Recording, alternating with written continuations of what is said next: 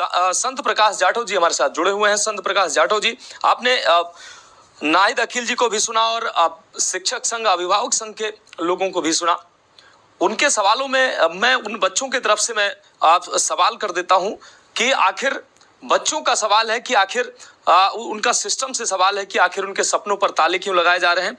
उनके आंसू प्रशासन और शासन से पूछ रहे हैं कि आखिर उनका गुनाह क्या है और क्यों उनके सपनों पर तालाबंदी की जा रही है।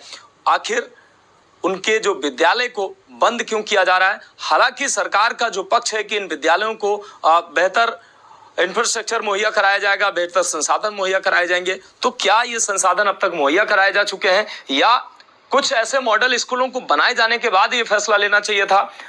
इस फैसले के बाद जो ये स्थितियां सामने आ रही हैं, ये महज महाराजगंज और सीतापुर से तस्वीरें देखने को नहीं मिल रही, तमाम जनपदों से ऐसी तस्वीरें देखने को मिल रही हैं। क्या कहेंगे आप? देखिए, अभी तक की जितनी भी सरकारें उत्तर प्रदेश में शासन किया, उन्होंने बेसिक शिक्षा, विशेष रूप से जो प्राइमरी जो बच्चे हैं प्राइमरी के, उनकी शिक्षा को ध्यान में नहीं दिया जी। और वहां पर जो है ना, मेरे ध्यान में है कि एक स्कूल में बच्चे कम थे और अध्यापक ज्यादा थे। मैं गाजियाबाद इंद्रपुरम में रहता हूँ और यहाँ पर एक स्कूल में ज्यादातर लोग अपनी ट्रांसफर करा करके बैठे हुए थे पिछली सरकार में। खैर, ये तो बिल्कुल हार्डकोर राजनीति की बात हो जाएगी जी। अभी अभी जो स्कूलों का मर्जीकरण है, ये बच्चों के भविष्य के लिए ये बहुत बढ़िया कदम है। और इसमें जो बच्चे जिस तरीके से भावुक हो रहे हैं, बिल्कुल उसके बारे में मैं समझता हूँ कि उनकी जो भावुकता है वो आने वाले समय में बहुत अच्छे परिणाम देगी। इनफैक्ट क्या है, जहाँ 20 बच्चे पढ़ रहे हैं, आप मुझे एक बात बताओ, वहां पर लापरवाही भी हो सकती है और होती भी है। और जहाँ 200 बच्चे होंगे, 300 बच्चे होंगे, तो एक दूसरे पे निगरानी भी रहेगी। भोजन जो उस वक्त में मिड डे मील में बांटा जाता है, उसकी गुणवत्ता भी बेहतर होगी, पढ़ाई भी बेहतर होगी, पढ़ाई का स्तर भी गुणवत्तापूर्ण होगा, बच्चों में प्रतियोगी वातावरण बनेगा, एक दूसरे के साथ में किस तरीके से होड़ रहे, वो खेल कूद में भी वो बच्चे आगे बढ़ेंगे। और सब चीजों को प्रोवाइड करने के लिए जब सरकार एक बेहतरीन वातावरण बना रही है, तो उसका सबको एक स्वागत करना चाहिए। हाँ, ये है कि उन लोगों को परेशानी होगी जो 20 और 15 बच्चों के नाम पर घंटे 2 घंटे की औपचारिक अटेंडेंस करी और उसके बाद में फिर वो आजाद ख्यालात में घूमते रहते हैं। उन लोगों के साथ में तो कष्ट होने वाला है और यही सब चीजें ध्यान में रख करके सब चीजों को रोका जा रहा है। इससे जो मर्जीकरण है उसके पीछे इसीलिए किया जा रहा है कि कुछ लोगों की जो मन मर्जी चलती थी उस पर अंकुश लगने का है। और साथ ही साथ जो बच्चे, एक हवाला दिया जा रहा है कि दूर दराज है, जंगल है, तो देखिए पूरा देश जो है हर गांव से बेहतरीन सड़कों से जुड़ चुका है। बहुत बढ़िया रोड का इंफ्रास्ट्रक्चर देश में, भारत में हमारी सरकार ने दिया है। और ये जो बच्चे हैं वो अपने स्कूल से घर की जो दूरी है वो फ्री ऑफ कॉस्ट जो सरकार संसाधन प्रोवाइड करेगी उससे पूरी कर पाएंगे। मैं समझता हूँ कि बच्चों के सामने एक बहुत खूबसूरत वातावरण आने वाले दिनों में पढ़ाई के लिए बनने जा रहा है। मैं ये जितने भी अभिभावक और शिक्षक संघ के जो हमारे सम्मानित जो साथी यहाँ बैठे हैं, मैं तो आप सबसे आग्रह करूंगा कि जहाँ कहीं कोई कमी है, उन कमियों को आप जो है जरूर पोर्टल पर डालें, मुख्यमंत्री पोर्टल पर डालें, शिक्षा मंत्री पोर्टल पर डालें, ताकि जो है उन सब कमियों का निवारण हो सके। क्योंकि आपके सहयोग के बगैर लेकिन संत प्रकाश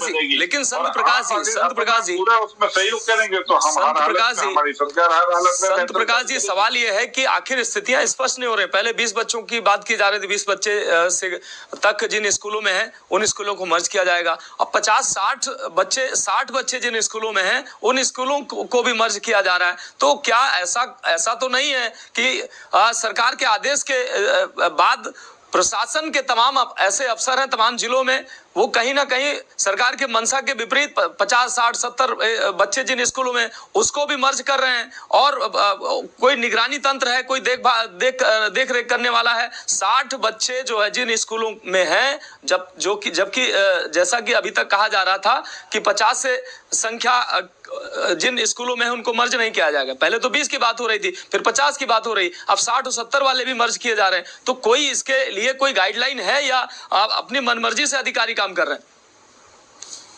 देखिए साहब, 60 और 70 के चक्कर में मत पड़ो। बच्चों को 400 बच्चों के स्कूल में भेजो ताकि उनकी गुणवत्ता बढ़े। और ये जो 60 और 50 की राजनीति है ना, इसका बड़ा टेढ़ा जवाब है। मैं बोलूंगा तो बड़ा कष्ट होगा। अटेंडेंस होती है 60 की और उपस्थिति होती है 8 की, ये खूब देखते हैं। तो इसलिए 60 और 50 की बात न करके जहाँ पे बच्चों की अधिक से अधिक संख्या पहुंचे उसकी चिंता करो। सरकार उसकी चिंता कर रही है, इसलिए 50-60 के फेर मत राजनीति करने का कोई फायदा नहीं है। गुणवत्ता है जो आने वाले समय में बच्चों के लिए गुणवत्तापूर्ण संत प्रकाश जी 2, 4, 10, 20, 50 स्कूल ऐसे आपने बनाए, कोई मॉडल आपको तैयार करना चाहिए था। उसके बाद ऐसा ये निर्णय लेते ताकि लोगों को दिखाया जा सकता कि भाई ये मॉडल हमारे पास है। जहां जहां ज्यादा बच्चे हैं वहां ये संसाधन उपलब्ध हैं, तो छोटे स्कूलों को वहां मर्ज किया जाए। आपने कोई ऐसा मॉडल बनाया है कि 10, 20, 50 स्कूल ऐसे बनाए हैं, या अपने आप से ऐसे फैसला लिया गया? ये आज देश में अधिकांश IAS अधिकारी उन्हीं प्राइमरी स्कूलों के पढ़े हुए हैं। हम भी उन्हीं स्कूलों के पढ़े हुए हैं, इसलिए हमें मालूम है कि जहाँ 500 बच्चों की जो उपस्थिति होती है वहाँ गुणवत्ता अच्छी होती है। और ये जो स्टेप उठाया गया है उसका परिणाम अच्छे आएंगे, क्योंकि पहले के परिणाम बहुत बेहतर है। अभी कुछ वर्षों से जो है माहौल खराब था, सब ठीक हो जाएगा। इसलिए इसमें कोई प्रैक्टिकल का विषय नहीं है। जहाँ बच्चे ज्यादा होंगे गुणवत्ता ऑटोमेटिकली वहां पे बेहतर होगी। ठीक है, द्रोण कश्यप जी आपका रुख करते हैं। द्रोण कश्यप जी, जैसा कि संत प्रकाश जी ने कहा, संत प्रकाश जी की बातों से कितना आप सहमत हैं? वो कह रहे हैं कि आप 50-60 की गिनती पर मत जाइए, और स्कूलों की बेहतरी के लिए, बच्चों की बेहतरी के लिए सरकार फैसला ले रही है, और गांव-गांव सड़कों का जाल पहुंच गया है। हालांकि तमाम गाँव में हमें लग रहा है कि संत प्रकाश जी अभी नहीं गए हैं, कि गाँव की तमाम ऐसे गाँव की तस्वीरें आज भी ऐसी हैं कि लोगों को जो है पगडंडियों से होकर गुजरना पड़ रहा है। आप क्या कहेंगे द्रोण कश्यप जी? धन्यवाद मनोज जी। बड़े दुख है कि आज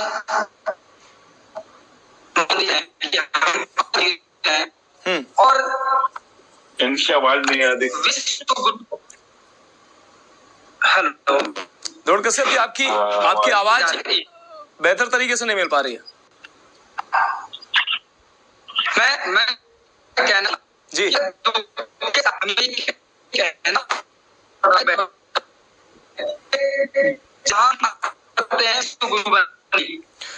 द्रोण कश्यप जी माफ कीजिएगा, आपकी आवाज कुछ तकनीकी हो सकता है नेटवर्क की प्रॉब्लम हो, आपकी आवाज बेहतर तरीके से नहीं मिल पा रही है। हम काफी देर से आप इंतजार कर रहे हैं, तो हम चाह रहे थे कि आप चूंकि विपक्ष में एक बेहतर जवाब और कम से कम एक सुझाव और बेहतर जवाब आप देंगे, लेकिन हम चाहेंगे कि आप अगर नेटवर्क में कुछ दिक्कत है तो उसको ठीक करने के बाद आपसे हम आपके पास आते हैं। हमारे साथ अनुग्रह त्रिपाठी जी लगातार जुड़े हैं। अनुग्रह त्रिपाठी जी, आपने संत प्रकाश जी को सुना। संत प्रकाश जी का कहना है कि आप संख्या पर मत जाइए, सरकार का ये बेहतर कदम है, और कहीं ना कहीं बदलाव का दौर है, और जो बदलाव के जब फैसले होते हैं तो कहीं ना कहीं छोटी मोटी दिक्कतें, थोड़ी बहुत दिक्कतें होती है। सहमत है आप इससे? पास जाते हैं। संत प्रकाश जी जवाब दे दीजिए। जो जवाब है ना, आपका जो जवाब है जी, वो पूरी तरीके से भ्रमित करने वाला है। मुझे आप एक बात बताओ। ठीक है नाइट जी सुन लीजिए, नाइट जी सुन लीजिए जी। संत प्रकाश जी जल्दी बात कंप्लीट करें। हम आपस में घर में तो लड़ नहीं रहे बहन जी। संत प्रकाश जी आप अपनी बात कंप्लीट करें। संत प्रकाश जी आप अपनी बात कंप्लीट करें। मुझे बोलने तो दो। ठीक है नाइट जी सुन लीजिए जवाब। संत प्रकाश जी बात कंप्लीट करें। क्या बताइए संत प्रकाश जी आप अपनी बात रखें। आप बात कर रही है, पैसा कहाँ से आएगा? पैसे की आवश्यकता नहीं है। वो स्कूल के दूसरे जो टीचर हैं वो सिर्फ दूसरे स्कूल में आ जाएंगे। वहाँ कोई ऐसी जरूरत नहीं है जैसे आप बोल रही हैं। बिल्कुल गलत बोल रही है।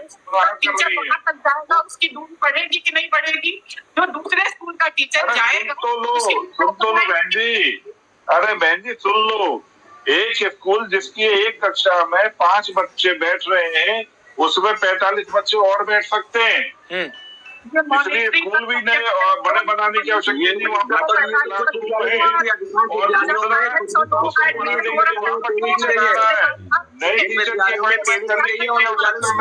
संत प्रकाश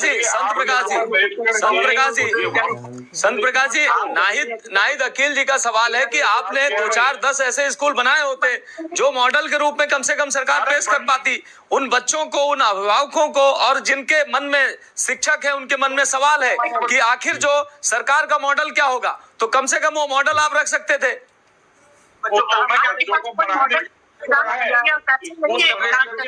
करने की आवश्यकता नहीं है, स्कूल में बच्चों को लाने की आवश्यकता है। हमारे पास है, क्लासरूम हमारे पास है, मगर बच्चे जो है ना वो नहीं है, इसलिए बच्चे लाए जा रहे हैं वहाँ पर बच्चे।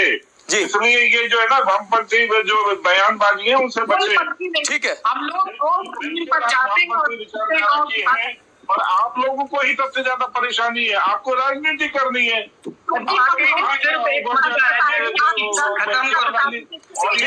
देखिए संत प्रकाश जी, नाहिद अकील जी एक सोशल एक्टिविस्ट है, वो किसी राजनीति से जुड़ी हुई नहीं है। संत प्रकाश जी, नाहिद अकील जी एक सोशल एक्टिविस्ट है, वो किसी राजनीतिक पार्टी से नहीं है, और उनका जो मत है वो किसी राजनीतिक पार्टी से नहीं है। वो एक सोशल एक्टिविस्ट है, वो अपनी बात रख रही हैं। अशोक गहलोत जी आपके पास आएंगे। अशोक गहलोत जी, जैसा कि संत प्रकाश जी कह रहे हैं कि बेहतर शिक्षा व्यवस्था की जाएगी, लेकिन कोई रोल मॉडल, कोई ऐसा रोड मैप अभी तक सरकार की तरफ से और शिक्षा विभाग की तरफ से सामने नहीं आया कि अगर हम मर्ज करने के बाद हम बच्चों को ये सुविधाएं देने जा रहे हैं, इस तरीके की हम व्यवस्थाएं देंगे, खेल का मैदान बनाएंगे, या ये हमारा रोल मॉडल है, हमने 10-20 स्कूल इस तरीके के बनाए हैं, इसी तरीके के बाकी जो मर्ज किए जा रहे हैं स्कूल वो बनाए जाएंगे और बच्चों को बेहतर शिक्षा दी जाएगी, बच्चों को प्राइवेट स्कूल के स्तर की शिक्षा दी जाएगी जिस तरीके से, और सारे संसाधन मुहैया कराए जाएंगे। ऐसा तो कोई व्यवस्था सरकार ने की नहीं, बस मर्जीकरण की कार्रवाई शुरू कर दी गई है। अशोक जी, देखिए ये प्रश्न मैं, चूंकि संत प्रकाश भाई साहब हमारे सरकार का पक्ष रख रहे हैं, यहाँ पर आधिकारिक प्रवक्ता हैं जी, कि शैक्षणिक सत्र 25-26 और शैक्षणिक सत्र 24-25 और 23-24, इन तीनों का अगर अनुपातिक तुलना की जाए तो क्या दाखिले बढ़ रहे हैं या घट रहे हैं? मेरा पहला प्रश्न कि प्राथमिक विद्यालयों में जो सरकारी प्राइमरी स्कूल्स हैं, क्या वहां दाखिले बढ़ रहे हैं या घट रहे हैं? तो पहला ही प्रमाण इनकी बातों से आ रहा है कि दाखिले घट रहे हैं।